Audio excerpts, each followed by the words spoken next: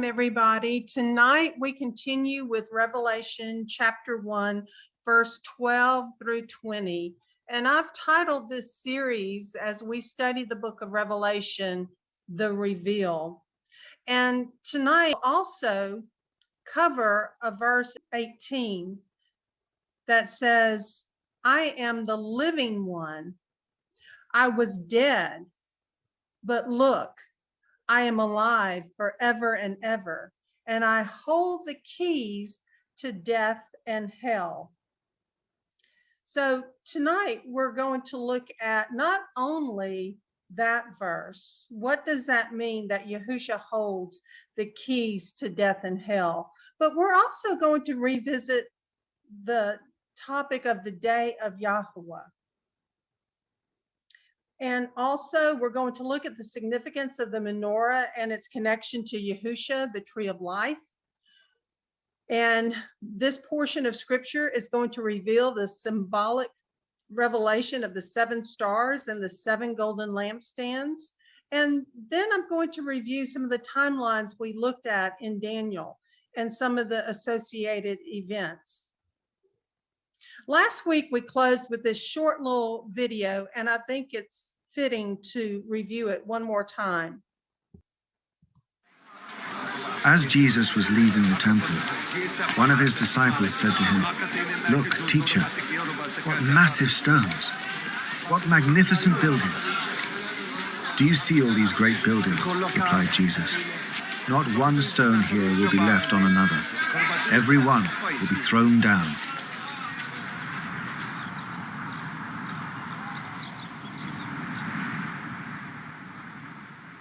As Jesus was sitting on the Mount of Olives opposite the temple, Peter, James, John, and Andrew asked him privately, "Tell us, when will these things happen? And what will be the sign that they are all about to be fulfilled?" Jesus said to them, "Watch out that no one deceives you. Many will come in my name, claiming, 'I am he,' and will deceive many.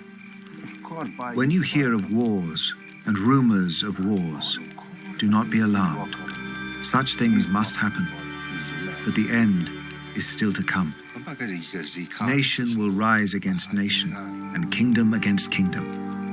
There will be earthquakes in various places and famines. These are the beginning of birth pains. You must be on your guard.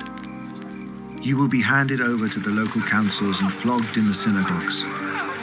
On account of me, you will stand before governors and kings as witnesses to them, and the gospel must first be preached to all nations. Whenever you are arrested and brought to trial, do not worry beforehand about what to say. Just say whatever is given you at the time, for it is not you speaking, but the Holy Spirit. Brother will betray brother to death, and a father his child. Children will rebel against their parents and have them put to death.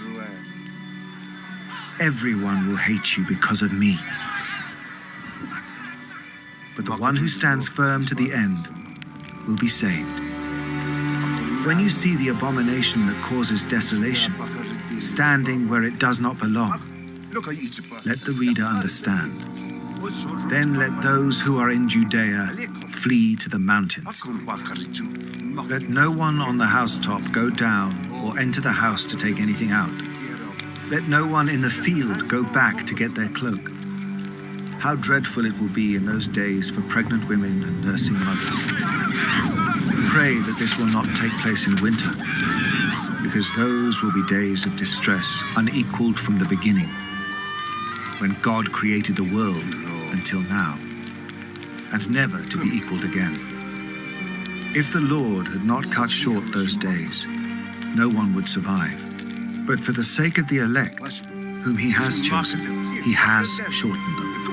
At that time, if anyone says to you, 'Look, here is the Messiah,' or 'Look, there he is,' do not believe it. For false messiahs and false prophets will appear and perform signs and wonders to deceive, if possible, even the elect. So be on your guard. I have told you everything ahead of time. But in those days, following that distress, The sun will be darkened, and the moon will not give its light. The stars will fall from the sky, and the heavenly bodies will be shaken. At that time, people will see the Son of Man coming in clouds with great power and glory. And he will send his angels and gather his elect from the four winds, from the ends of the earth to the ends of the heavens. Now learn this lesson from the fig tree. As soon as its twigs get tender and its leaves come out, you know that summer is near.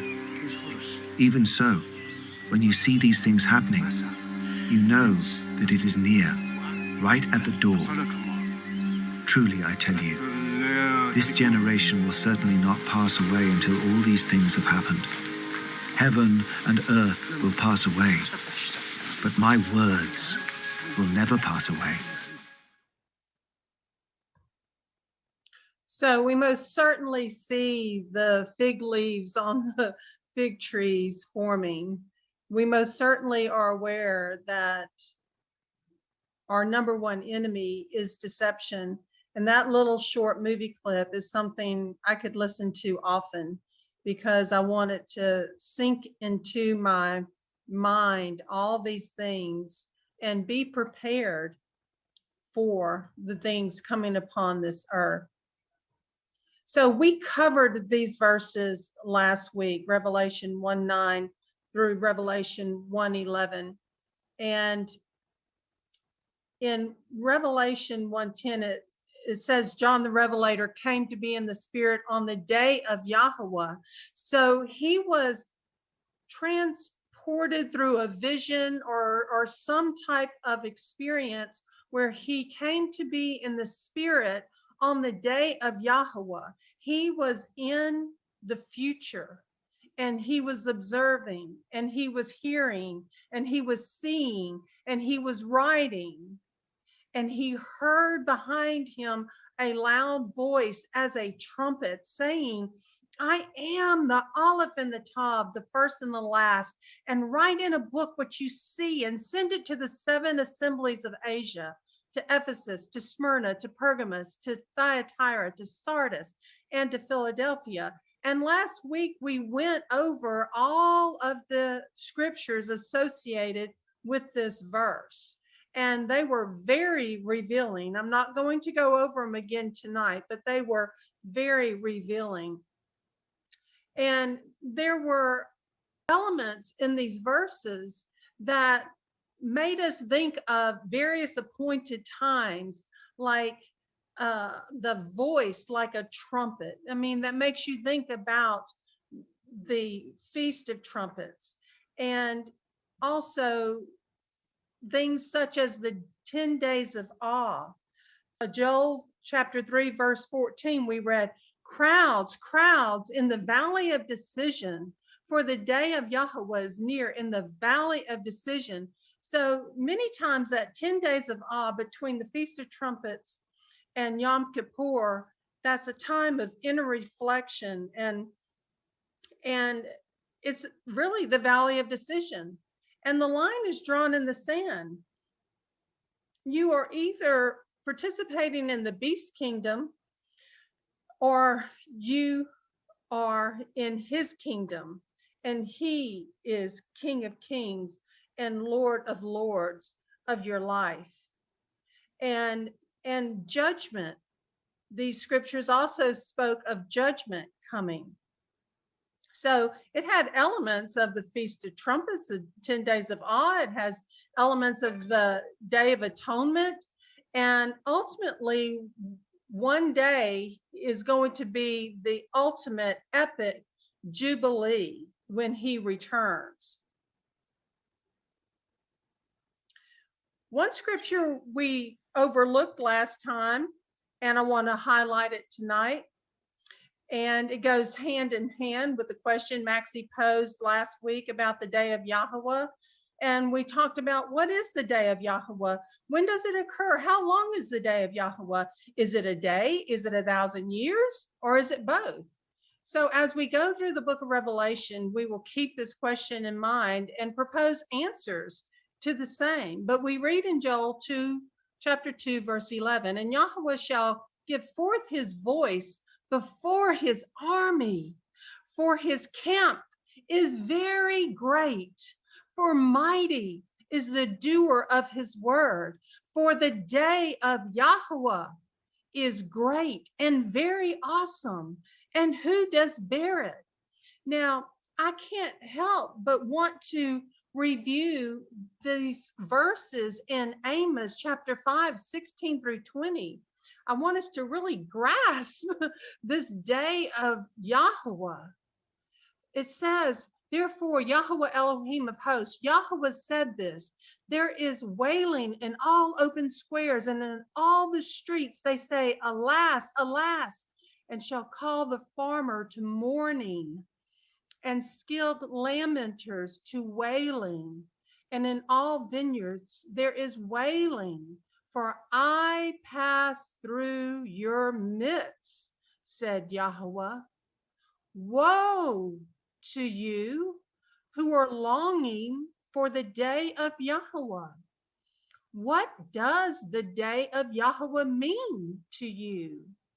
It is darkness and not light, as when a man flees from a lion. I want you to visualize yourself fleeing with a lion behind you. Imagine that.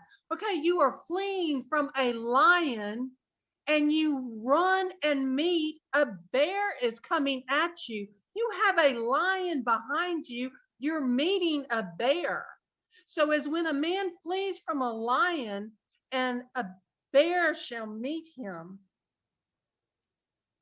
or enter his house. Let's say you're on that path and you see a house over there to your left and you go, well, I have a lion behind me, I have a bear in front of me, I see a house, I'm going to go enter that house. And what happens? Enter the house, you rest your hand on the wall, and the serpent shall bite him. Wow.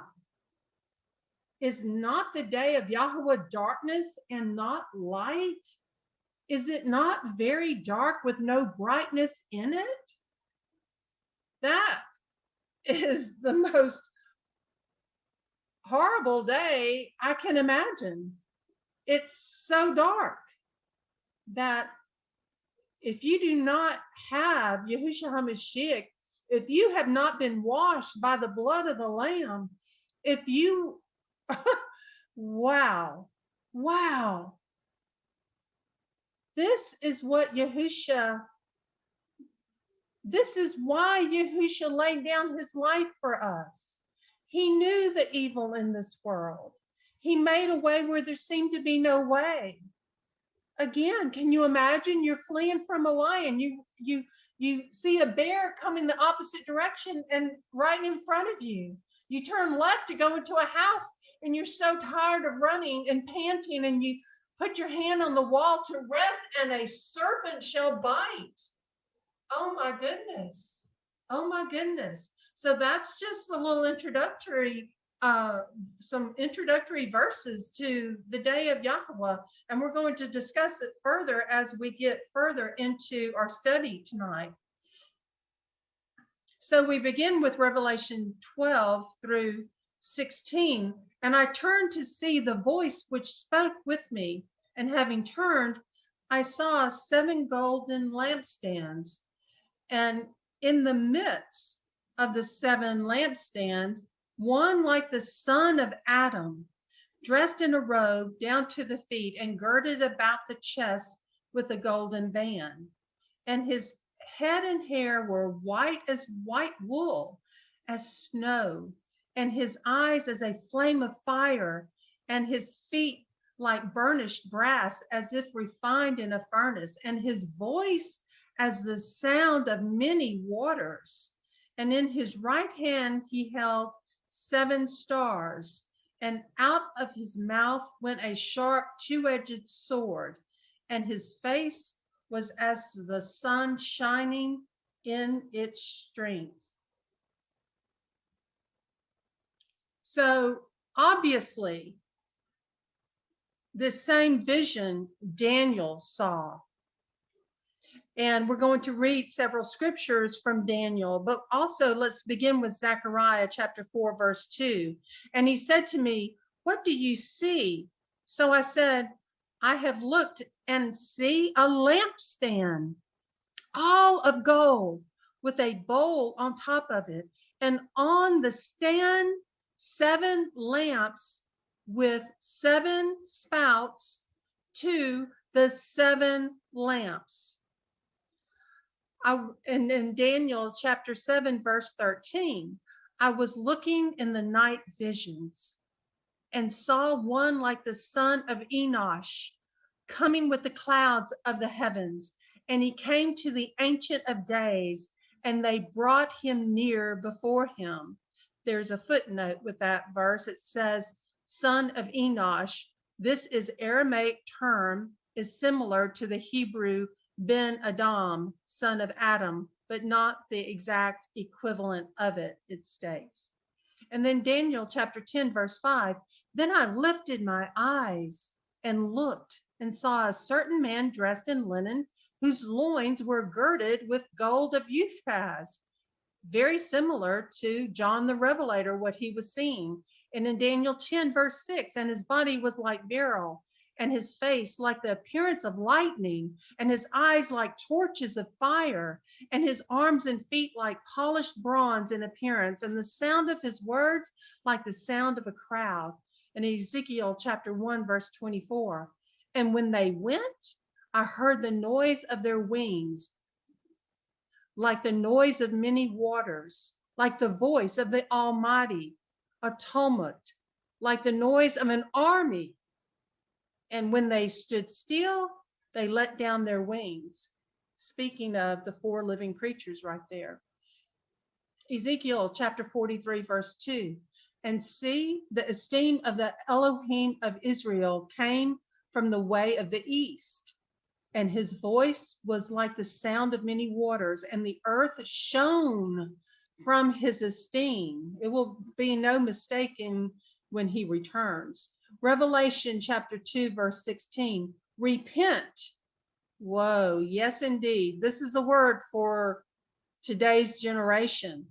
Revelation 2:16, repent, or else I shall come to you speedily and fight against them with the sword of my mouth.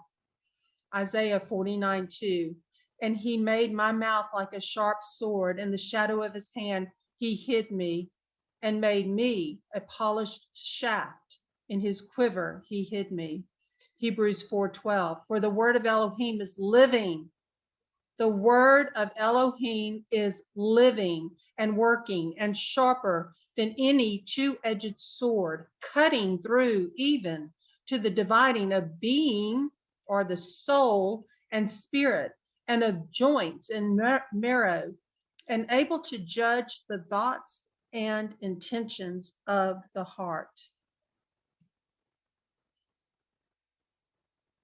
Psalm 68:17. Get your head wrapped around this verse. The chariots of Elohim are 20,000, thousands of thousands. Yahweh came from Sinai into the set apart place. You have ascended on high. You have led captivity captive. You have received gifts among men and even the rebellious, that Yah Elohim might dwell there.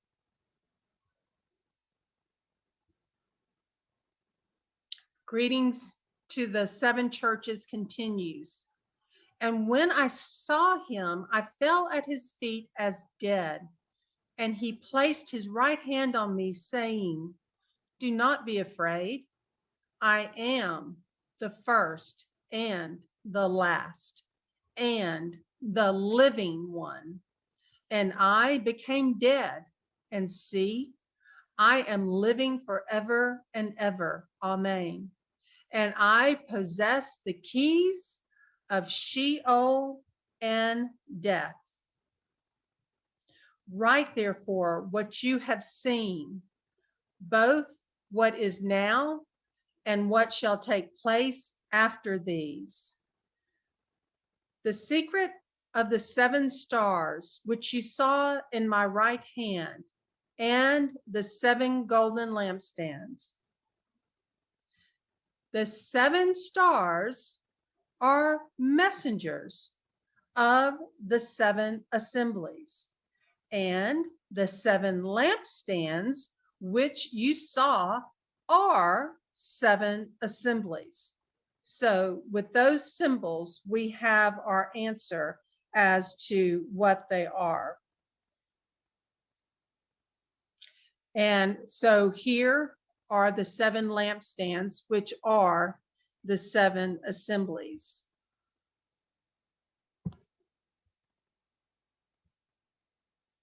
Right here. And remember, he was on the Isle of Patmos before he was released, and he went first to Ephesus, here reflected as number 1.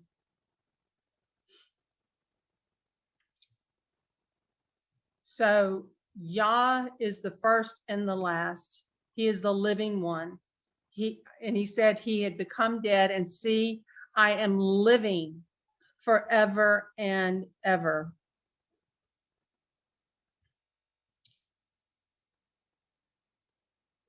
So Revelation chapter 1, verse 18 is extremely important. I am the living one. I was dead, but look, I am alive forever and ever, and I hold the keys to death and hell.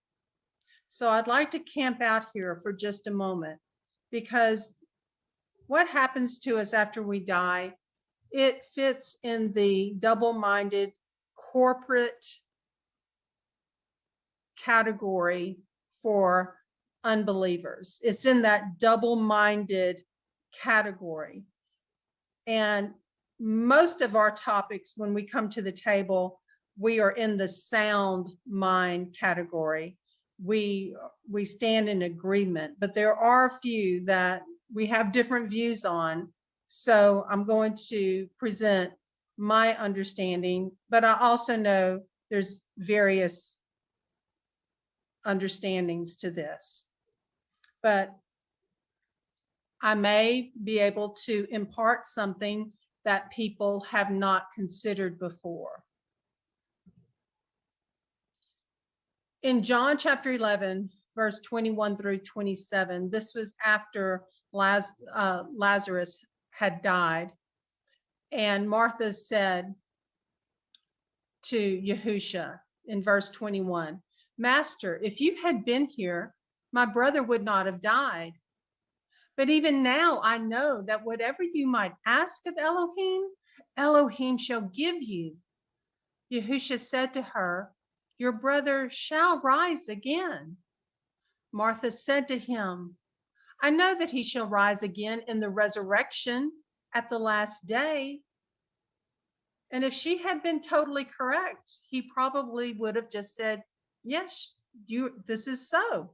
But he goes on, he gives us some more information, not only for Martha, but for us.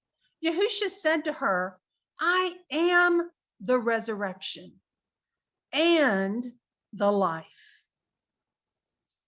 He is the resurrection, absolutely, but he is also the life. He who believes in me, he said, though he dies, he shall live. And everyone that is living and believing in me shall never die at all. Do you believe this? He asked Martha. And I believe he's asking us, do we believe this? And she said to him, yes, Master, I believe that you are the Messiah, the Son of Elohim, who is coming into the world. She replied in a very general statement, almost that it was so, she had so much on her mind, it's almost as if she couldn't even comprehend the words he just spoke to her. He said, I am the resurrection and the life. He who believes in me, though he dies, he shall live. And everyone that is living and believing in me shall never die at all. In Matthew chapter 22, verse 32, This is Yahusha speaking. And he quotes from Exodus chapter 3, verse 6. He says, I am the Elohim of Abraham and the Elohim of Isaac and the Elohim of Jacob. Elohim is not the Elohim of the dead, but of the living. And when the crowds heard, they were astonished at his teaching. Who had heard of such? What is he saying? Elohim is not the Elohim of the dead, but of the living? What is he talking about? When studying the topic of what happens after a believer dies, one should ponder the following. We need to ponder those words in John chapter 11, verse 25. Yahusha said he was the resurrection and the life. And what I found in studying this topic, because there for a while I was on the fence. I don't know, do we soul sleep? What happens? But after reading his word, this is what he quickened in me. This is what I'm sharing. And what I found was that people may be getting confused on defining what the dead and who the dead are. We have to understand there are walking, living, breathing beings around us every day, but they're dead. They're dead. They haven't been born anew. We are made alive in Yahusha HaMashiach when we are born anew. So the dead, though they walk around us every day, they're dead. And when they die without Yahusha HaMashiach, they are the dead, which is very different than those that are believers that die but live. So dead or the dead are not born anew. So when you're reading scriptures, and it might be scriptures you've gone to before, keep it in context. What is that verse talking about? Because it may be talking about the dead that never believed in Yahusha HaMashiach.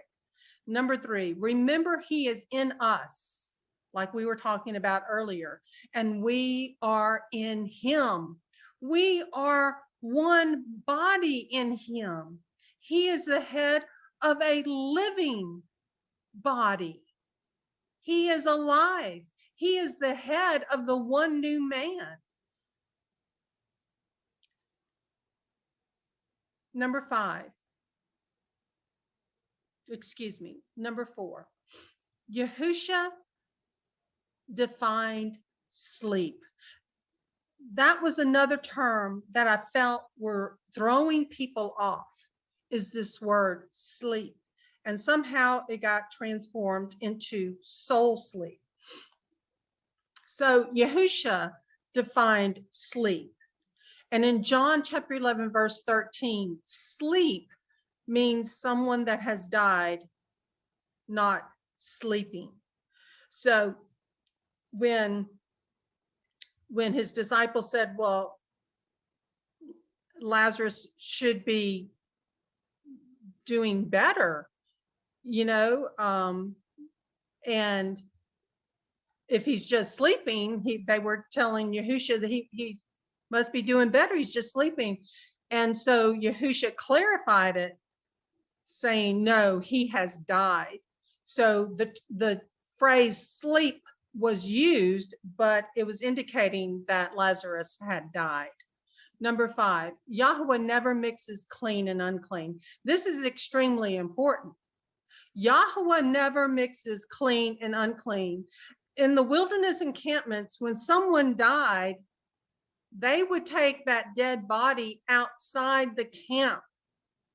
And those that took the dead body outside the camp had to be cleansed before coming back into the camp. So Yahweh never mixes clean and unclean. And he has redeemed our souls. We have been washed by the blood of the Lamb. He has removed our sins as far as the east is from the west. He has cloaked us with his righteousness. He would not have clean souls that he's redeemed sleep in a rotting, defiled corpse, if there was even a corpse present. Some are just annihilated totally. Or back in days when there's massive deaths and mass graves, would he leave our redeemed souls in a dead corpse in a mass grave? These things I want us to ponder. I'm open to discussion. I'm just sharing what Yah has revealed to me as I've looked into this. Number 6, we will find the door in Revelation chapter 4, verse 1, as having been opened. Now, this is true, and I agree. No one ascended into heaven until Yahusha opened that door in Revelation 4, verse 1. No one had ascended into heaven, because no one had been washed by the blood of the Lamb and could, until he washed us. So when that door was open, that partition of separation that separated us from Yahweh was opened. It was that partition that was closed back in the Garden of Eden, so they wouldn't go back in and eat from the tree of life in their fallen state. So prior to Yahusha HaMashiach laying down his life, dying, and rising the third day, prior to that, believers went to the bosom of Abraham, the comfort side of Sheol. It was a separate side than from the dead. Number 7, our soul and his spirit that is in us. You know, that's the only part of our body, our being, that cannot sin, is his Ruach HaKodesh that lives in us. Our soul realm most certainly can sin, but our soul realm also identifies who we are. And our soul and his spirit that is in us are present with him, in my understanding, immediately. Just as Paul said, absent from the body, present with Yah. And he could say that because he said that after the fact that Yahusha HaMashiach had died and made full atonement for our sins, for those that believed in him by grace through faith. And now our corpse, our body, is most certainly left in the grave, and it awaits its glorification at the resurrection. And those that have gone on before us, believers, redeemed souls, we hear about the song of the redeemed. They will get their body, glorified body, first at the resurrection.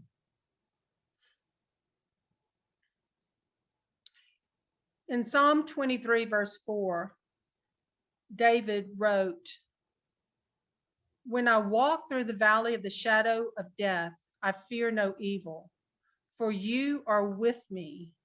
Your rod and your staff, they comfort me." We're going to look more into his rod and his staff tonight as well.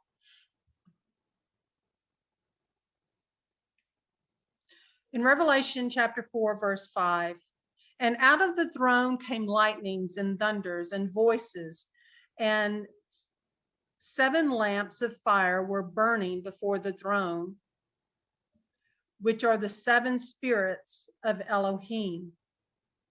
So 7 is such an intricate part of Yah and his word.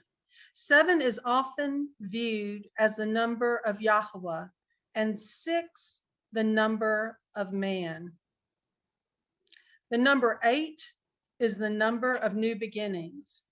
The number 7 is mentioned 464 times in his word, and I've read other places that it's mentioned 700 times.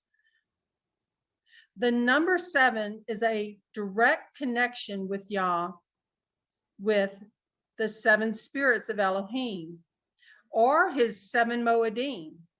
His Sabbaths are every 7 days. His sabbatical years occur every 7 years for resting the land. His Jubilee years of 7 times 7 years, with the 50th of the next cycle being the Jubilee year.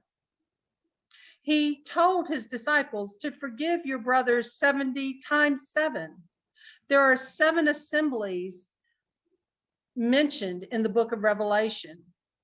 Also, there are 7 seals. There are 7 trumpets, 7 thunders, 7 bowls, and more. In Daniel's 70th week, 70 times 7 years, they didn't let the land rest. Thus, they were exiled 70 years. 1 year for each sabbatical year not observed. 7 is a holy number that often represents completion or divine fulfillment. So the menorah is really the true reflection of what a believer should focus on. 7. It also reminds us constantly of his 7 Moedims and all that is connected to the number 7. And we also see that represented in the crucifixion scene. Now, we're going to talk about this and elaborate on this, but many of us have seen the traditional view of the 3 crosses with Yahusha in the middle, with the 2 thieves on either side. To the picture to the far right, I drew in a tree because we're going to look at scriptures that state that he was crucified on a tree. And we see how the arms being raised above the head are 6 arms, and Yahusha is the center branch. The righteous reign of the branch. Isaiah chapter 11, verse 1. And a rod shall come forth from the stump of Jesse, and a sprout from his roots shall be fruitful. The spirit of Yahweh shall rest upon him. The spirit of Yahweh shall rest upon him. The spirit of wisdom and understanding, the spirit of counsel and might, the spirit of knowledge and of the fear of Yahweh. That's 7 aspects right there. And shall make him breathe in the fear of Yahweh. And he shall not judge by the sight of his eyes, nor decide by the hearing of his ears.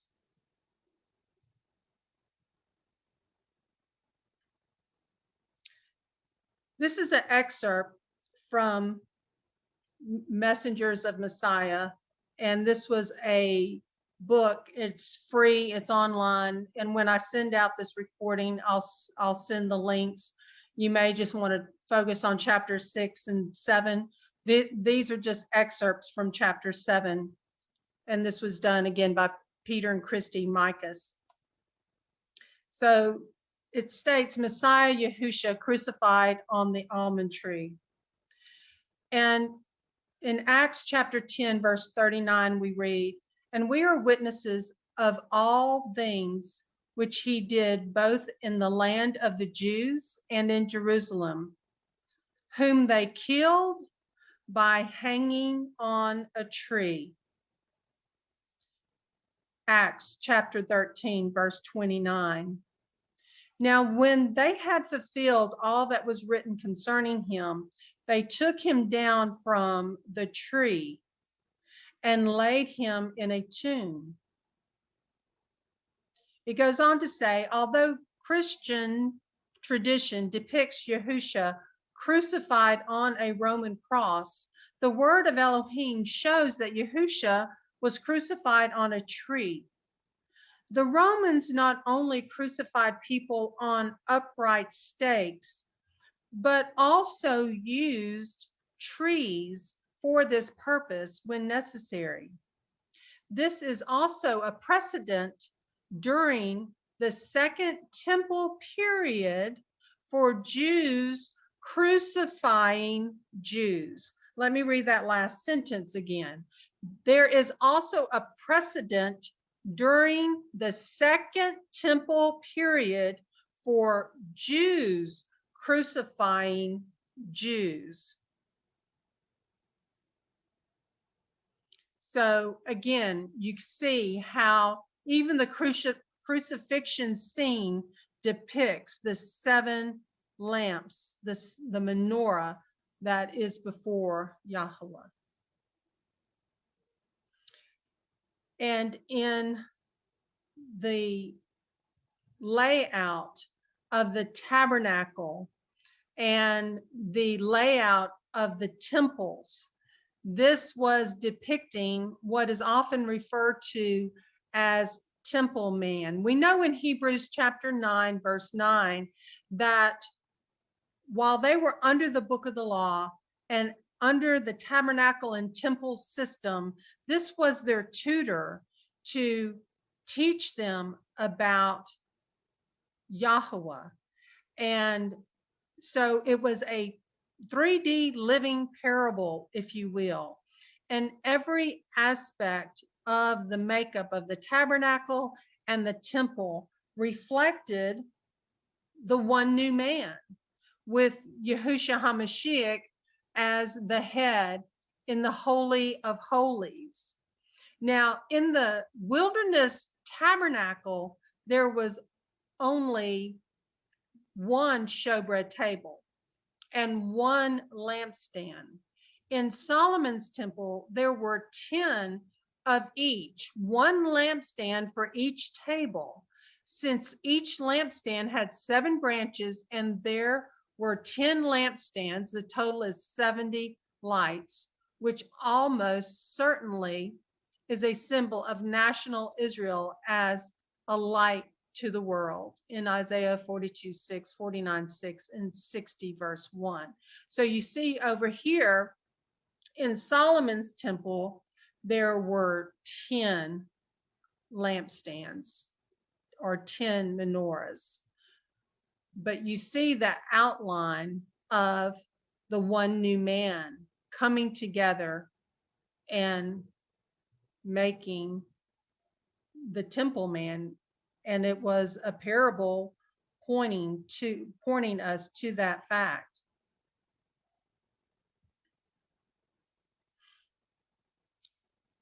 Also with the menorah, and I'm not going to spend much time on this, but we know that in Solomon's temple, there were 10 lampstands, 10 menorahs, that was 70 lights. And it also could reflect 70 years. It also could reflect 10 Jubilee cycles. So if we went with 49 years, and then the next cycle would be 98 years, and so forth and so on.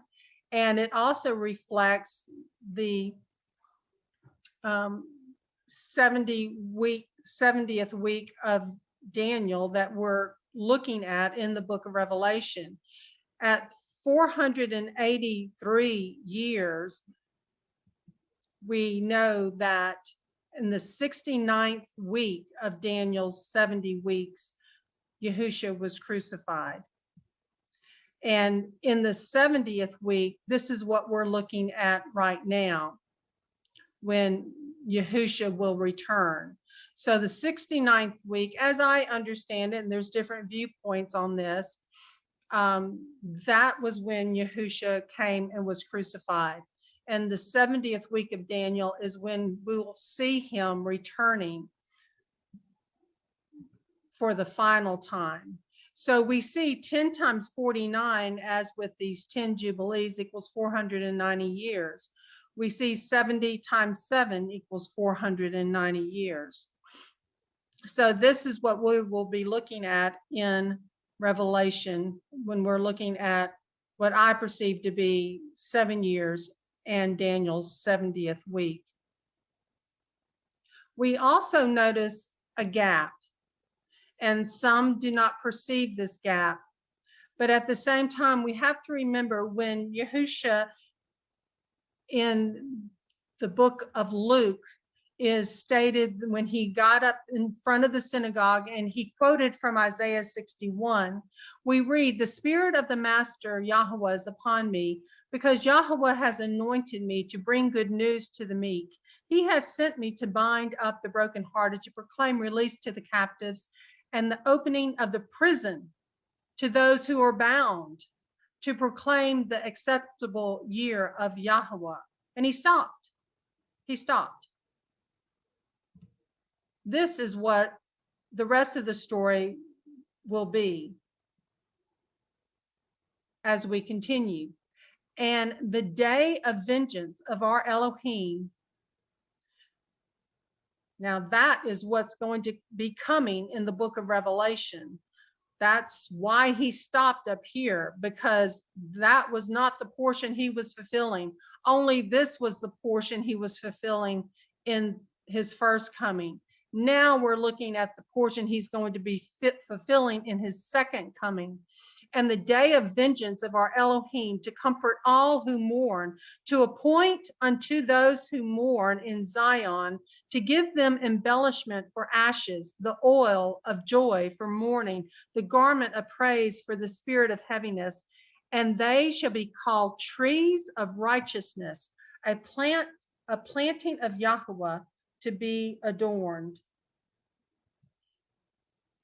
So in Revelation 4:5, we read, "And out of the throne came lightnings and thunders and voices, and 7 lamps of fire were burning before the throne, which are the 7 spirits of Elohim."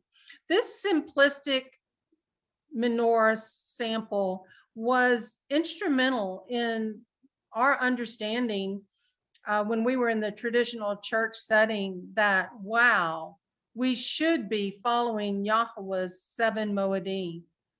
And they're depicted beautifully in a menorah. And we know that Yahusha came the first time and fulfilled the Passover, unleavened bread, first fruit, and Pentecost.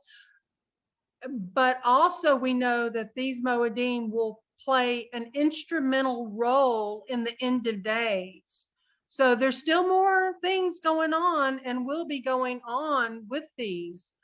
But the latter days are also going to usher in, with extreme significance, these last Moedim, the Feast of Trumpets, the Day of Atonement, and Tabernacle.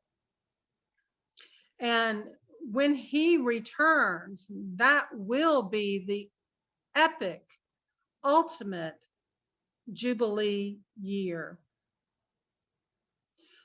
It will be the 49th year on the Day of Atonement, in that last 7 of 7 years Shemitah cycle that's going to be leading to that 50th year of Jubilee. The 49th year, Day of Atonement, the trumpets will blow, announcing the Jubilee year, which will follow on the 50th year, about 5 months and 20 days later on that new year. It allowed people to prepare for the year of Jubilee. And 5 days after that time period, one day, our Feast of Tabernacles is going to be with Yahusha HaMashiach. And as we await for that Jubilee year, we are going to experience we won't be experiencing the covenant confirming meal any longer on earth during Passover. We're going to be at the marriage supper of the Lamb. Revelation 5:6. And I looked and saw in the midst of the throne and of the four living creatures, and in the midst of the elders, a lamb standing as having been slain, having 7 horns and 7 eyes, which are the 7 spirits of Elohim sent out into all the earth. So here, if he was crucified on the almond tree, we're going to see that connection of how that possibly could have been. And if this tree sprouted from the rod of Aaron, then when Yahusha died, he had the scepter right there, as also depicted in this picture with the scepter.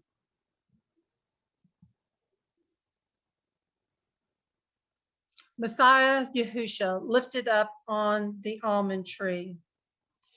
In the previous chapter, they're speaking of chapter 6, we showed the possible connection of Aaron's rod, a branch from an almond tree, to the tree of life.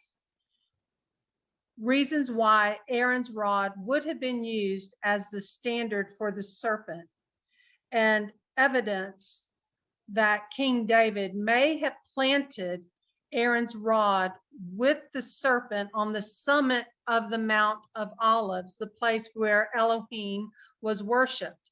About 300 years later, Hezekiah destroyed the serpent, but the tree that could have grown from Aaron's rod, a supernaturally living branch with almond buds and blossoms and ripe almonds, remained for Elohim to work his ultimate redemptive plan for all mankind. So you might ask, well, how in the world, Libby, could King David have had access to Aaron's rod? And how would he have ended up on the Mount of Olives? And how would he have planted that? Well, we read in 2 Samuel chapter 15, when King David was on the run for his life from Absalom, his son. So he was on the run. And we're going to see that the priest Zadok had brought the Ark of Covenant to David. So I'll pick up in verse 25. And the king said to Zadok, take the Ark of Elohim back to the city. If I find favor in the eyes of Yahweh, then he shall bring me back and show me both it and his dwelling. But if he says thus, I have not delighted in you, here I am, let him do to me as seems good in his eyes. And the king said to Zadok the priest, are you not a seer? Return to the city in peace, and your 2 sons with you, Ahimaaz your son, and Jonathan, son of Abiathar. See, I am waiting in the desert plains of the wilderness until word comes from you to inform me. And Zadok and Abiathar took the Ark of Elohim back to Jerusalem, and they remained there. And this is where it is believed that possibly David had taken the rod of Aaron at that time. In verse 30, chapter 15 of 2 Samuel, it says, and David went up by the ascent of the Mount of Olives and wept as he went up. And he had his head covered, and went barefoot. And all the people who were with him covered their heads and went up, weeping as they went up. You know, it gives more weight to that verse in Psalms that we read. Thy rod and thy staff, they comfort me. So here, back on this article, it says, when Nicodemus asked how a person could enter the kingdom of Elohim, Yahusha replied, and as Moses lifted up the serpent in the wilderness, even so must the Son of Man be lifted up, that whoever believes may in him have eternal life. John chapter 3, verse 14 through 15. As the serpent was lifted up on the rod to provide forgiveness and escape from death to the Israelites, Messiah Yahusha was lifted up on the tree, we believe grew from the rod to provide forgiveness and escape from spiritual death to humankind. If true, the rod Elohim used to redeem the Israelites was the same rod Elohim used to redeem all humankind. Messiah Yahusha came into the world to redeem humankind from the law of sin and death. Let me read that again. Messiah Yahusha came into the world to redeem humankind from the law of sin and death. Romans 6:23, for the wages of sin is death, but the free gift of Elohim is eternal life in Yahusha HaMashiach, Yahweh. For the law of the spirit of life in Yahusha HaMashiach has set you free from the law of sin and of death. Romans chapter 8, verse 2. Yahusha was lifted up on the highest place in Jerusalem, the summit of the Mount of Olives, so that all could see him and witness his loving sacrifice for them. All who look to Yahusha and trust in his sin atonement sacrifice receive total spiritual healing and eternal life. Elohim showed the rod of an almond tree to the prophet Jeremiah and revealed the new covenant to him. Jeremiah chapter 1, verse 11 and 12.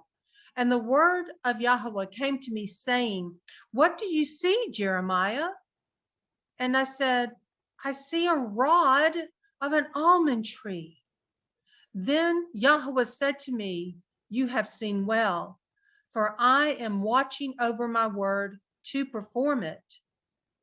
And in Jeremiah 31, verses 31 through 33, behold, days are coming, declares Yahweh, when I will make a new covenant with the house of Israel and with the house of Judah, not like the covenant which I made with their fathers in the day I took them by the hand to bring them out of the land of Egypt, my covenant which they broke, although I was a husband to them, declares Yahweh. But this is the covenant which I will make with the house of Israel after those days, declares Yahweh. I will put my law within them, and on their heart I will write it. I will be their Elohim, and they shall be my people. Yahweh showed Jeremiah that his word, Messiah Yahusha, would perform the act of atonement necessary to seal the new covenant by his blood. We see a definite link between the vision of the almond rod and the prophecy of the new covenant.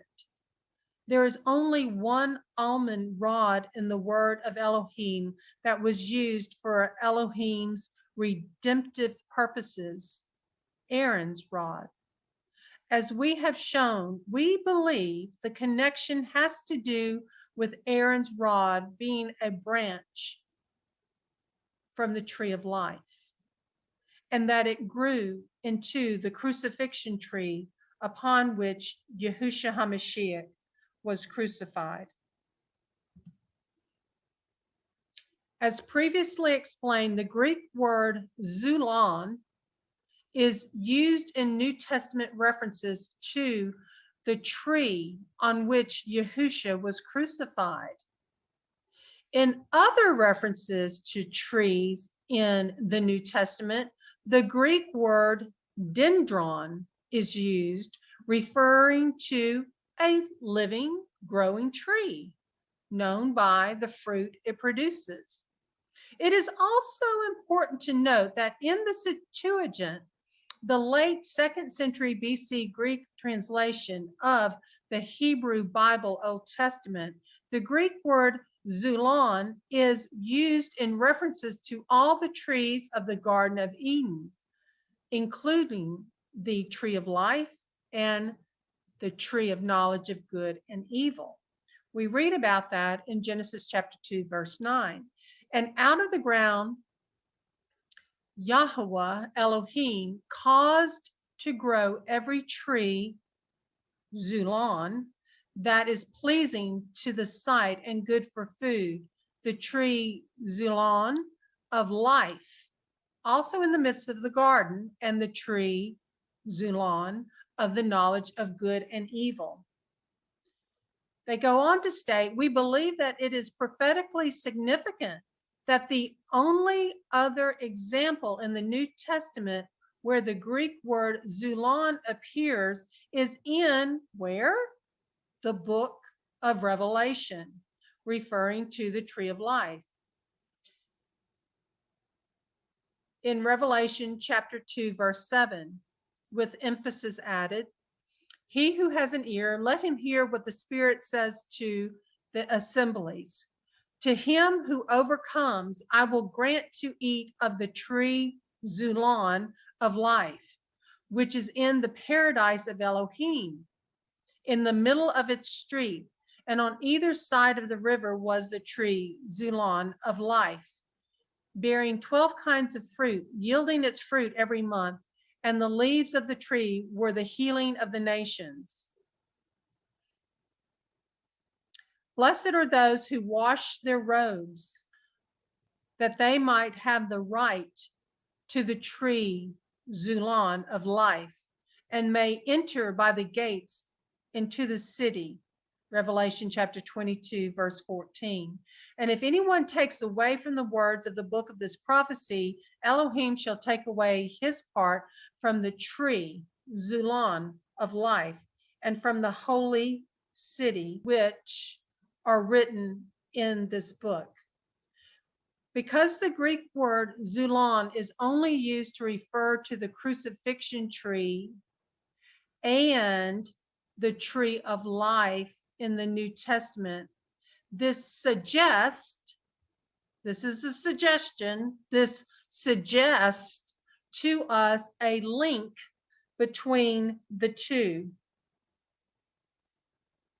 In contrast, the Greek word dendron is used in Revelation chapter 7, verse 1, and in Revelation chapter 9, verse 4, to refer to ordinary trees. So you can see why I'm taking the time to talk about trees, because as we get into Revelation, we need to understand the difference between trees. So in Revelation chapter 7, verse 1, it says, after this, I saw 4 angels standing at the 4 corners of the earth, holding back the 4 winds of the earth, so that no wind should blow on the earth or on the sea or on any tree, dendron. And then in Revelation chapter 9, verse 4, and they were told that they should not hurt the grass of the earth, nor any green thing, nor any tree, dendron, but only the men who do not have the seal of Elohim on their foreheads. And the specific Greek word suki, meaning fig tree, is used in Revelation chapter 6, verse 13. And the stars of the sky fell to the earth as a fig tree, suki, cast its unripe figs when shaken by a great wind. The use of the Greek word zulon to refer only to the crucifixion tree and the tree of life seems not only prophetically significant, but also literally significant, as we have linked the crucifixion tree to Aaron's rod, a supernaturally living rod of an almond tree that may be a branch from the tree of life in the Garden of Eden.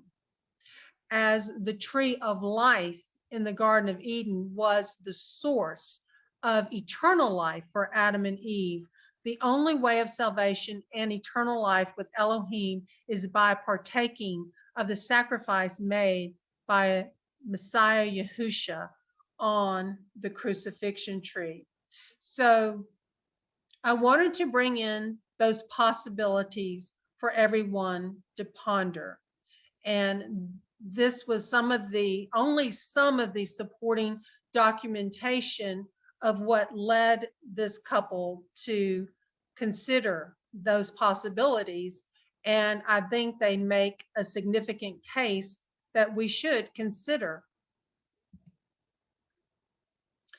Now, as we wrapped up Daniel, the book of Daniel, this was a tentative timeline I put together.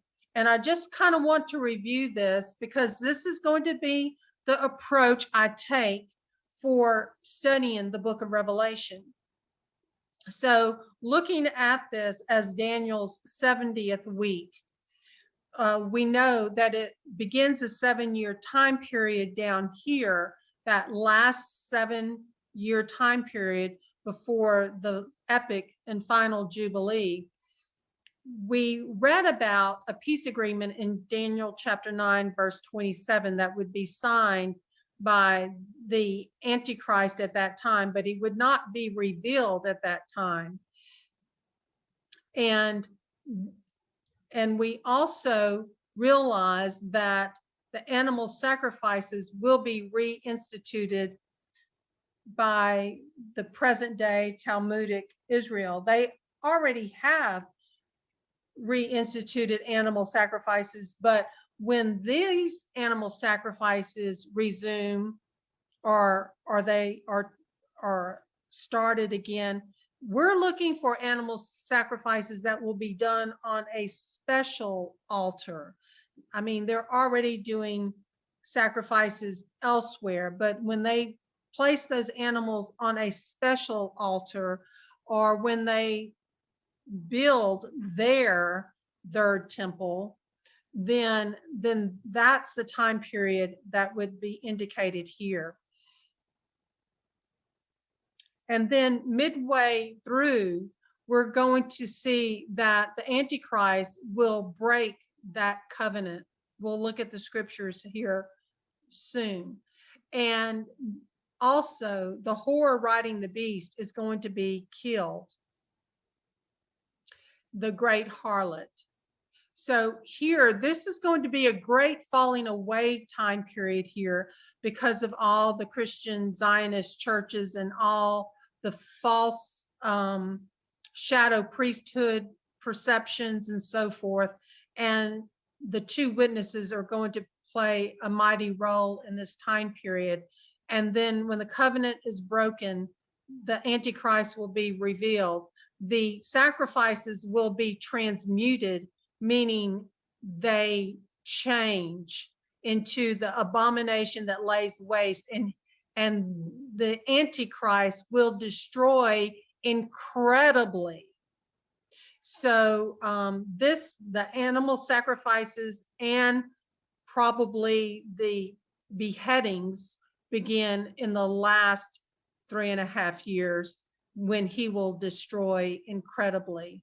And that all of this is abominations, animal sacrifices, and of course, human sacrifices that would fit in the 2300-day timeline of Daniel. And of course, this leads to, and he'll have 42 months, but then ultimately it will lead us to the year of Jubilee and the 1,000-year reign, and ultimately, and one day into the 8th great day. This is just the same thing, but a different format. Again, a 7-year period, okay? And when it reads in Daniel 9:27, and he shall confirm the covenant with many for 1 week, and in the midst of the week, he shall cause the sacrifice and the oblation to cease, and for the overspreading of abominations, he shall make it desolate, even until the consummation, and that determined shall be poured upon the desolate. So these sacrifices will be altered and will become abomination of desolation begins when he destroys incredibly.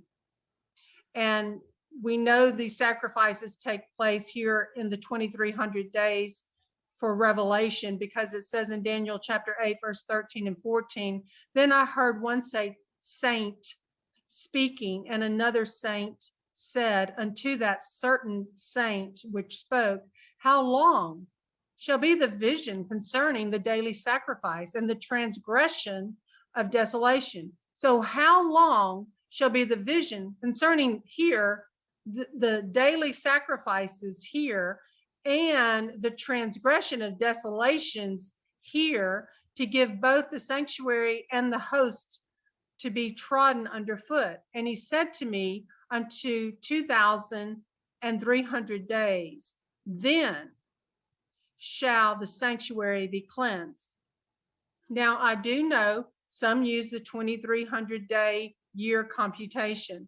I don't track with that particular application with the 2,300 days, but I understand some do. So Revelation chapter 11, verse 3, with the 2 witnesses, I see them operating during this great falling away period in Revelation 11:7. And when they have ended their witness, the beast coming up out of the pit of the deep shall fight against them and overcome them and kill them. What beast? What beast? What beast are we talking about? Well, it's the beast that we will read about in Revelation chapter 9, verse 11 through 12. And they have over them a king, a sovereign, the messenger of the pit of the deep, whose name in Hebrew is Abaddon. Abaddon means destroyer, this guy. But in Greek, he has the name Apollyon. The first woe is past. See, 2 woes are still coming after this. Well, here in Revelation 11, when this beast rises out of the pit, kills these 2 witnesses, and overcomes them, that's the second woe. So this is the first woe. This is the second woe. And in Revelation chapter 12 is when we see Satan cast out of heaven. So we have to remember the beast is not Satan. Satan is the dragon. And the great dragon was thrown out, that serpent of old called the devil and Satan, who leads all the world astray. He was thrown to the earth, and his messengers were thrown out with him in Revelation 12:12. Woe to the earth and the sea. So heaven is rejoicing. They have kicked out Satan. They are so tired of him appearing before the throne room, being an accuser of the brethren. He is cast down, and they are celebrating. But they are also at the same time saying, woe, woe to the earth and sea, because they know the depth of evil in Satan.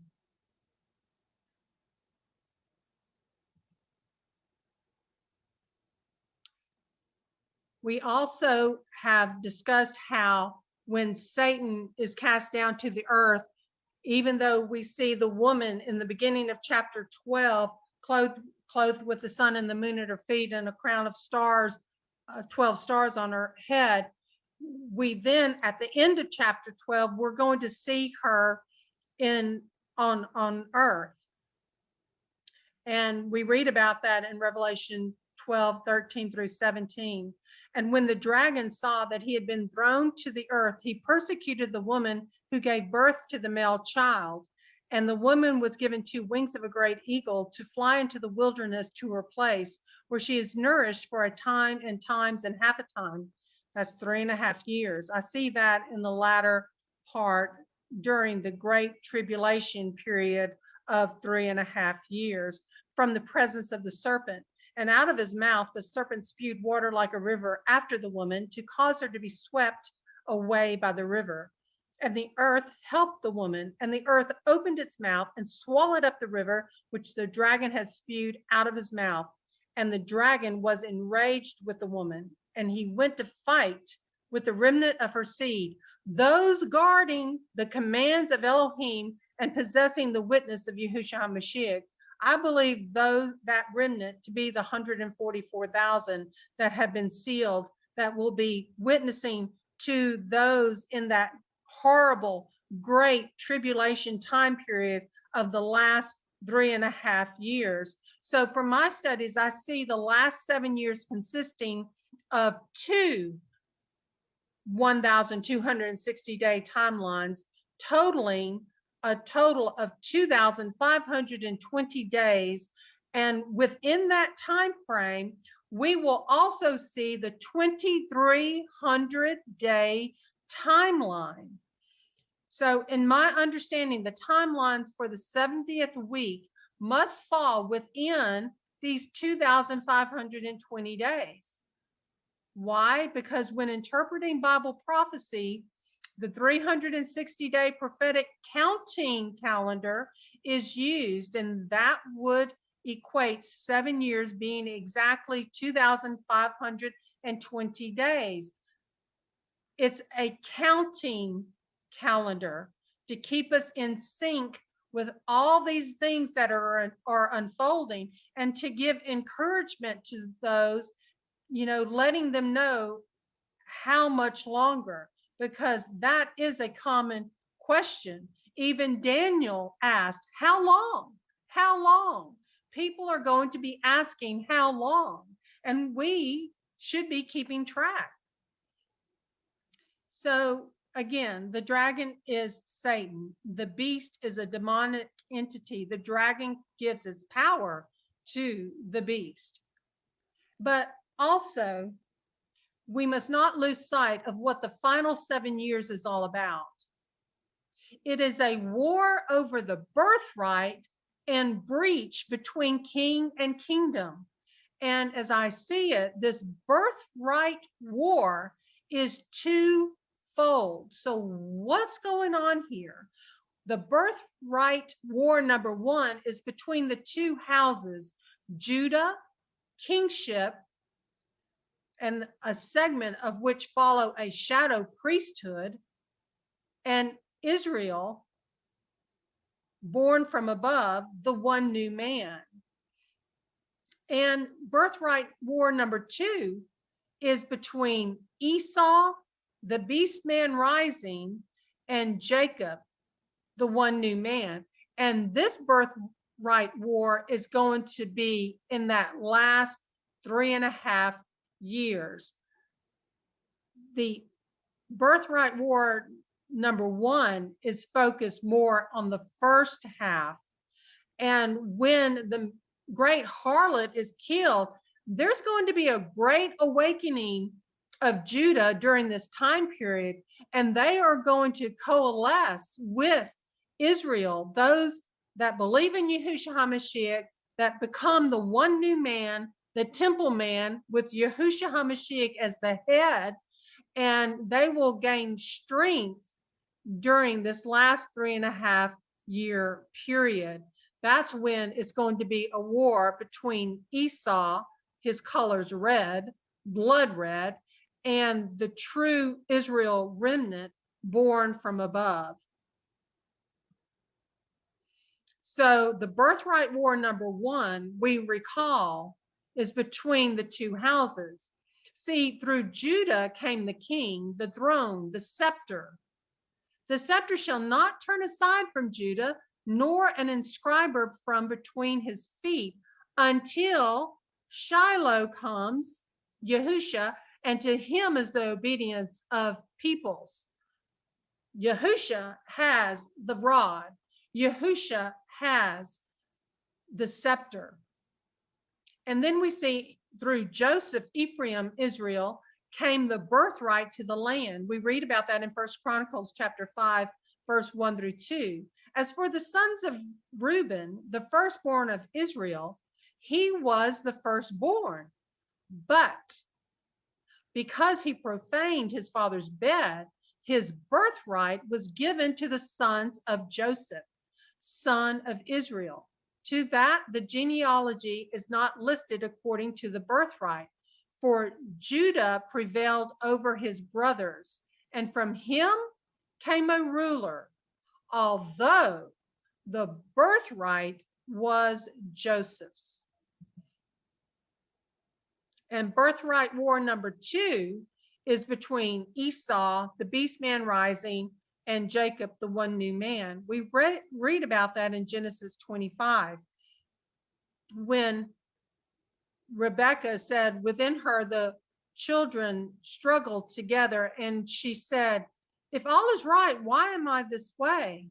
So she went to ask Yahweh, and Yahweh said to her, 2 nations are in your womb, and 2 peoples shall be separated from your body, and one people shall be stronger than the other, and the older serve the younger. And in verse 31, but Jacob said, and he's talking to Esau, sell me your birthright today. And Esau said, look, I'm going to die, so why should I have birthright? Then Jacob said, swear to me today. And he swore to him and sold his birthright to Jacob. And in verse 36, and Esau said, was his name then called Jacob? For he has caught me by the heel these 2 times. He took my birthright, and see, now he has taken my blessing. And he said, have you not reserved a blessing for me? This was Esau talking to his father Isaac. And Esau said to his father, have you only one blessing, my father? Bless me too, O my father. And Esau lifted up his voice and wept. And Isaac, his father, answered and said to him, see, your dwelling is of the fatness of the earth and of the dew of the heavens from above. And by your sword you are to live and serve your brother. And it shall be, when you grow restless, that you shall break his yoke from your neck. We're going to see that in the last 3.5 years, the Great Tribulation. That is a prophecy yet to be fulfilled. And in Revelation 11, we're going to see the definition of those 2 witnesses. And I shall give unto my 2 witnesses, and they shall prophesy 1,260 days.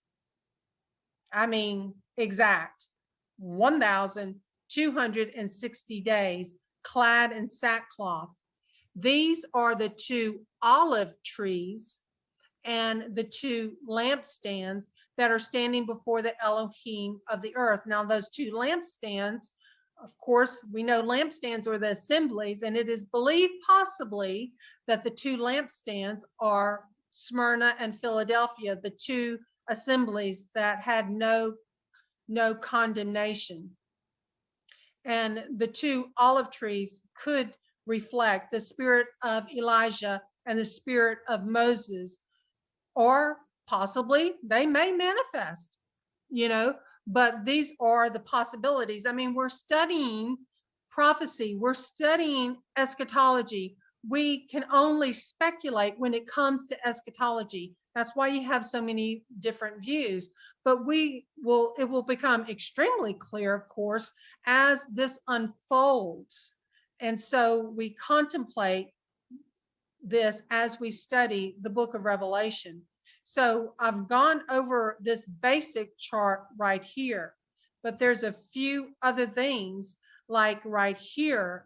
This is where I perceive, and as we go through the book of Revelation, we can go back to these charts and say, well, Libby, I don't know about that. Maybe it should be here. Hey, I'm flexible, but this is what I see. This is a working chart timeline that we can contemplate the possibilities.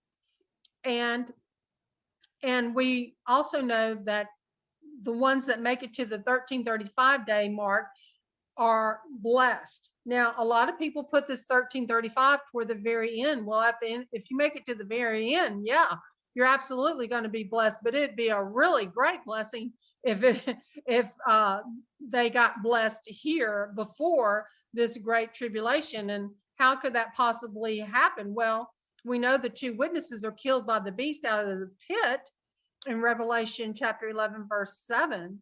I mean, he comes up out of the pit, doesn't come out of the pit until they've finished their witness for 1,260 days, and they lay dead 3.5 days, and they're called up to heaven. So they lay dead, and at some point, is it possible that at the end of that 3.5 days, it pushes the timeline into the 1335 and they're called up to heaven? That is possibly a catching away right there. So some people refer to it as rapture. That's why some people say pre, mid, post, or post-trib, pre-wrath. Well, we probably, now that we understand his Moedim and the harvest cycles, there may be several catching aways. So many of these concepts, several of them may have something right about what they're thinking, because it may very well be more than one catching away. As we see here, they're called up to heaven. But also, the next scene in Revelation 12, we see it appears that the two houses by this time have become one, and the woman gives birth to the child. Yahusha was the head. We are the body. We are the one new man. We are being birthed. The child is taken up and caught up to the throne room of Elohim. Well, that to me appears to be another catching away possibility that we should consider. But the next thing we notice is that this woman that's being spoken of is now on the earth, and she's also, Satan is kicked out at this midway point. And we know that the woman is taken to the wilderness for 3.5 years, and Satan turns to fight with her remnant seed. And I believe that to be probably the 144,000. Now, this gives additional support to the possibility of this being a catching away period when the Antichrist is revealed. Remember, he breaks a contract and he's also revealed. And we read about that in 2 Thessalonians. As to the coming of our Master Yahusha Messiah and our gathering together to him, we ask you, brothers, not to become easily unsettled in mind or troubled, either by spirit or by word or by letter, as if from us, as if the day of Yahweh has come. Let no one deceive you in any way, because the falling away is to come first. This is going to probably be a great falling away period right here, is to come first. And the man of lawlessness here, this dude, is to be revealed, the son of destruction, who opposes and exalts himself above all that is called Elohim, or that is worshipped, so that he sits as Elohim in the dwelling place of Elohim, showing himself that he is Elohim. Do you not remember that I told you this while I was still with you? And now you know what restrains for him to be revealed in his time. For the secret of lawlessness is already at work, only until he who now restrains comes out of the midst. And in many ways, we are the restrainers, because the power of the Ruach HaKodesh is also working in us and through us. So we are an element of that, holding back that evil. And the lawless one shall be revealed, whom the master shall consume with the spirit of his mouth and bring to naught with the manifestation of his coming. The coming of the lawless one is according to the working of Satan, with all powers and signs and wonders of falsehood, and with all deceit of unrighteousness in those perishing, because they did not receive the love of the truth in order for them to be saved. And for this reason, Elohim sends them a working of delusion for them to believe the falsehood, in order that all should be judged who did not believe in the truth, but have delighted in the unrighteousness. So that revealing of the Antichrist is also a time marker. The falling away comes first, and then the man of lawlessness is to be revealed, the son of destruction.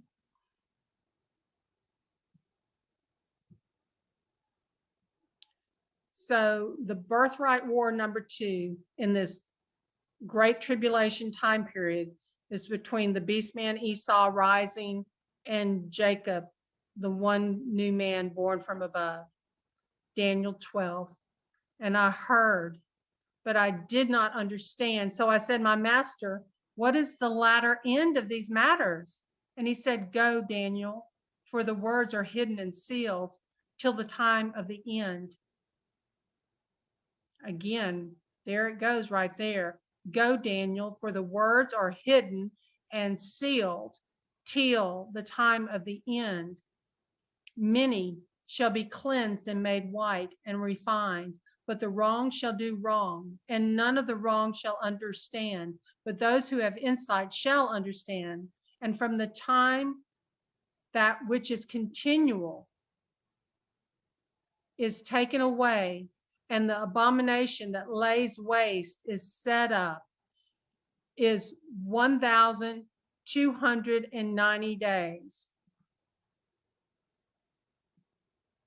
So from the time that which is continual is taken away, the Antichrist stops the animal sacrifices, transmutes it into destroying incredibly. And from the time which is continual is taken away, and the abomination that lays waste is set up, is 1,290 days. Blessed is he who is waiting earnestly and comes to the 1,335 days. But you go your way till the end, and rest, and arise to your lot at the end of the days. So the 1335 would be somewhere in here, and that would be a true blessing for those earnestly waiting for him to possibly get caught away at that moment before the 3.5 years of great tribulation. So this part refers to those scriptures I read earlier between Esau and Jacob. Revelation 13:4, and they worshiped the dragon who gave authority to the beast. And they worshiped the beast, saying, who is like the beast? Who is able to fight him? And he was given a mouth speaking great matters and blasphemies, and he was given authority to do so 42 months, 1,260 days. Chapter 8 of Daniel. And in the latter time of their rule, when the transgressors have filled up their measure, a sovereign, fierce of face, and skilled at intrigues, shall stand up, and his power shall be mighty, but not by his own power. And he shall destroy incredibly, and shall prosper and thrive, and destroy mighty men and the set apart people. There will still be people that come to belief in Yahusha HaMashiach during this time, but they very well may be martyred. So Esau, end-time beast, rises against the remnant seed of the woman, Jacob, Israel. Believers set apart to Yahusha and other mighty men are destroyed incredibly. The 144,000 are sealed and guard Yah's commands and are witnessing during this last 3.5 years as I see it in the timeline. So how could someone destroy incredibly? Well, I came across this graphic on a video that Richie from Boston did, and it's a graphic that many are familiar with. I guess I'm one of the last people to cross this or be aware of it, but it's called Deagle.com. And here it shows the population in the United States as being 327 million in the year 2017. And the forecast for 2025 population is 100 million. I mean, that's a decrease by 227 million. Hello. So we are faced with unprecedented times.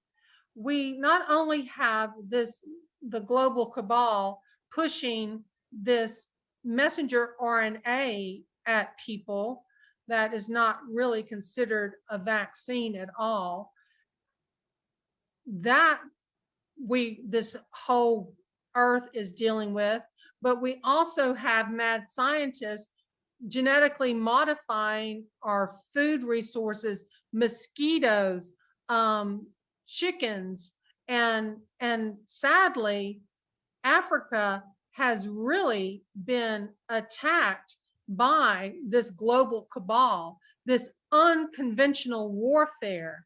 But praise Yah, greater is he that is in us than he that is in this world. So, you know, I looked a little bit about this Deagle.com. Is it anything legit or whatever?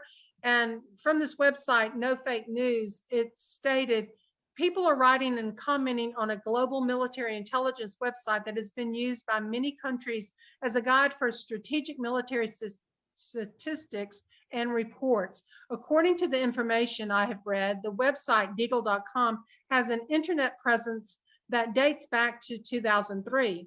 According to some sources, Deagle has partnered with National Security Agency, North Atlantic Treaty Organization, Organization for Economic Cooperation and Development, OSCE, Russian Defense Procurement Agency, Stratfor, the World Bank, United Nations. Deagle has gone on the record predicting a 78% population decline in the US by 2025. It reports a similar drop-off of population numbers for Australia, Denmark, Germany, Japan, and UK, and other NATO countries. So something to ponder, something to consider, but nothing to fear. Because again, greater is he that is in us than he that is in the world. And we are his witnesses. We are going to need to be there for others that when their world turns upside down, we're already aware. Yahusha has already told us these things would happen. We are the prepared ones. Now, I'm going to close with this topic of the day of Yahuwah. Now, just bear with me. I know we're running a little long. And if you have to sign off, I understand. But we read about it in Revelation 19:19 through Revelation 20, verse 10. And I saw the beast and the sovereigns of the earth and their armies gathered together to fight him who sat on the horse and his army. Okay, so now this is the beast. This isn't Satan. This is the beast and the kings of the earth, and their armies are gathered together to fight him, Yahusha HaMashiach, who sat on the horse and his army. So the beast, kings of the earth and their armies fight against Yahusha and his army. And the beast was seized, and with him the false prophet who worked signs in his presence, by which he led astray those who received the mark of the beast and those who worshiped his image. The two were thrown alive into the lake of fire, burning with sulfur. So we have the beast and the false prophet at this point thrown into the lake of fire.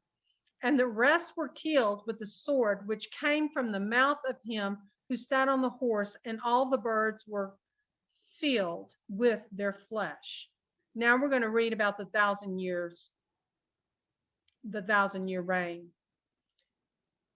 And I saw a messenger coming down from the heaven, having the key to the pit of the deep and a great chain in his hand. And he seized the dragon, the serpent of old, who is the devil and Satan, and bound him for 1,000 years. And he threw him into the pit of the deep and shut him up and set a seal on him, so that he should lead the nations no more astray until the 1,000 years were ended. And after that, he has to be released for a little while. And I saw thrones, and they sat on them, and judgment was given to them. And the lives of those who had been beheaded because of the witness they bore to Yahusha, and because of the word of Elohim, and who did not worship the beast, nor his image, and did not receive his mark upon their foreheads or upon their hands. And they lived and reigned with Messiah for 1,000 years. This is the first resurrection. Now, the scriptures has this portion in parentheses, meaning it wasn't in the original text, but it says, and the rest of who? And the rest of the dead. And the rest of the dead. The dead are those that never received Yahusha HaMashiach, and they are in the torment side of Sheol. That's the only place they are. And the rest of the dead did not come to life until the 1,000 years were ended. So this right here, the judgment was given to them. This appears to me to be the Bema seat judgment of the set apart ones, because our sins have been removed. Our sins have been washed away. They have been removed as far as the east is from the west. We're not going to be judged on our sins. We're going to be judged on what we did in the body for Yahusha HaMashiach through his Ruach HaKodesh living in us and through us, and determining those rewards before him. And the believers, they lived and reigned with Messiah for 1,000 years. That's the first resurrection. And we have to keep in our mind that 1,000 years is like a day to Yahweh. This is like a day to Yahweh. Blessed and set apart is the one having part in the first resurrection. The second death possesses no authority over these, but they shall be priests. Hello, his kingdom of priests, of Elohim and of Messiah, and shall reign with him 1,000 years. Okay, just hold that picture. Now, let's look at the defeat of Satan. So the dead do not come to life until the 1,000 years are ended. They're dead, the dead, no life in them. And when the 1,000 years have ended, Satan shall be released from his prison, and he shall go out to lead the nations astray, which are in the four corners of the earth, Gog and Magog, to gather them together for battle, whose number is as the sand of the sea. What? This is at the end of the 1,000 years, and there's apparently still wickedness, and Satan is released, and he's gathering all these nations, and they number as the sand of the sea. And they came up over, important, And they came up over the breadth of the earth and surrounded the camp of the set apart ones and the beloved city. And fire came down from Elohim out of the heaven and consumed them. So this war is coming up against the camp of the set apart ones. And this one, the beast had gathered the kings of the earth to war against Yahusha HaMashiach, who sat on the horse, and his army. Here, they're coming up over the breadth of the earth and to battle against the set apart ones. And what? The beloved city. Oh, the beloved city is in this scene. And we see fire come down from Elohim out of the heaven and consume them. And the devil who led them astray was thrown into the lake of fire and sulfur, where the beast and the false prophet are, and they shall be tortured day and night forever and ever. So blessed and set apart are those in the first resurrection. They shall be priests of Elohim and of Messiah, and shall reign 1,000 years. Satan is released at the end of 1,000 years. He goes out and leads nations astray. Numbers as the sand of the sea. They come up over the breadth of the earth. Okay, here's the earth. They come up over the breadth of the earth and surround the camp of the set apart ones and the beloved city, which I believe hovers above the earth. It can be viewed from the earth. It's a sign that Yahusha HaMashiach has returned, and Satan is coming up against the set apart ones in the beloved city. But fire comes down from Elohim and consumes them, because Elohim is a consuming fire, and Elohim doesn't allow any strange fire to come into his presence. Satan has been kicked out. He has no right. He has no longer any right to approach the beloved city and the set apart ones. And it's a very short time, because Elohim consumes them immediately, and Satan joins the beast in the lake of fire. So my conclusion today, and it was a very good discussion last week, is that the day of Yahweh may very well cover a time span of 1,000 years for the set apart ones, since we, as pictured to the left, are still in the earth's atmosphere, but it is as a day to Yahweh Elohim. We will be ruling and reigning with Yahusha for 1,000 years, I believe, hovering above the earth. Why? Because just like the pillar of cloud and the pillar of fire, but the New Jerusalem will not be set down on this defiled earth that has armies that at the end of the 1,000-year reign are going to come up above the breadth of the earth to fight the set apart ones. I mean, Yahweh wouldn't put us down there yet, but I believe we most certainly can be seen from earth during that time. And it would not set down until it is cleansed by making or renewing the new heaven and earth.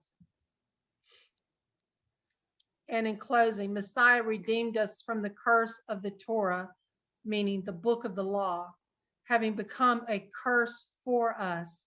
For it has been written, "Cursed is everyone who hangs upon a tree," in order that the blessing of Abraham might come upon the nations in Messiah Yahusha, to receive the promise of the Spirit through belief.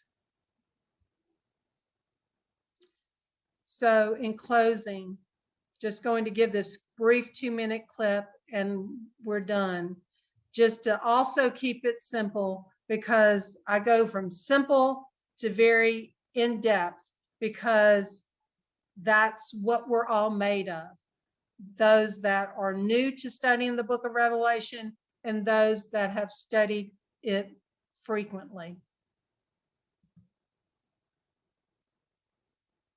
The Book of the Revelation of Jesus. The author of this book, which is not called Revelations, by the way, is named at the beginning. It was written by John, which could refer to the beloved disciple who wrote the Gospel and the letters of John, or it could be a different John, a messianic Jewish prophet who traveled about and taught in the early church. Whichever John it was, he makes clear in the opening paragraph what kind of book he has written. He calls it, first of all, a revelation or apocalypse. The Greek word is apokalypsis, and it refers to a type of literature very familiar to John's readers from the Hebrew Scriptures and from other popular Jewish texts. Apocalypses recounted a prophet's symbolic dreams and visions that revealed God's heavenly perspective on history and current events so that the present could be viewed in light of history's final outcome. And John says this apocalypse is a prophecy, which means it's a word from God spoken through a prophet to God's people, usually to warn or comfort them in a time of crisis. By calling this book a prophecy, John's saying that it stands in the tradition of the biblical prophets and is bringing their message to a climax. And this apocalyptic prophecy was sent to real people that John knew.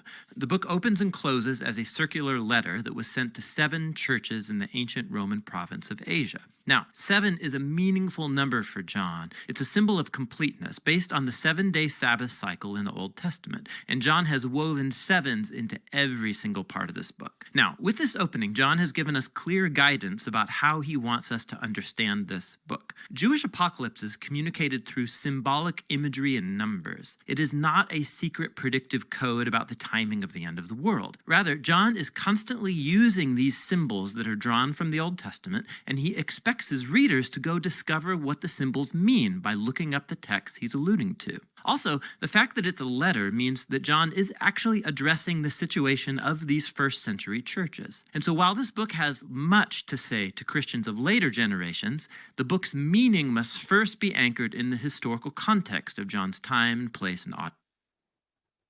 Okay, well, that concludes tonight, and I'll stop share and we'll have Q&A.